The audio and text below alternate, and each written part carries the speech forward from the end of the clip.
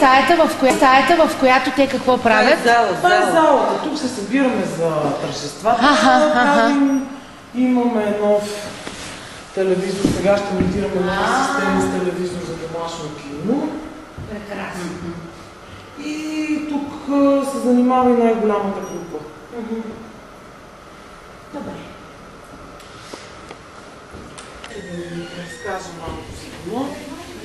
И след това ще обиколим и спалните.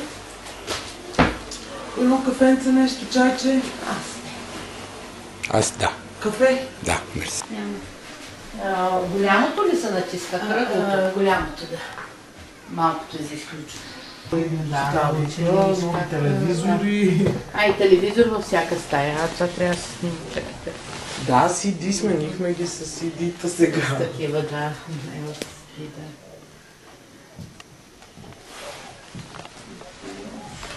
Ние още нямаме CD-та. Сменихме ги, имахме и много малко, по стари, кой работеше, кой не работеше. Много се грижат за стаята си.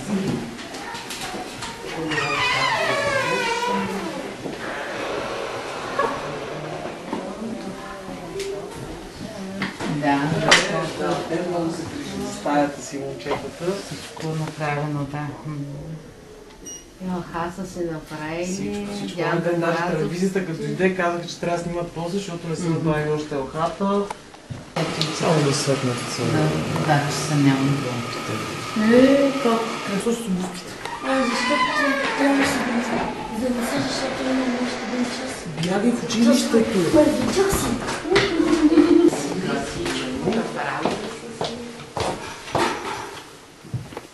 Щом има огледало, значи има момичета. Да. Това пък са ти предла.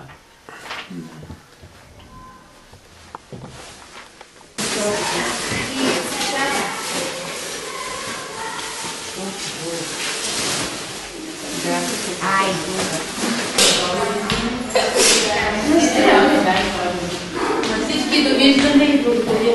Ето, аз се благодаря. Тишина.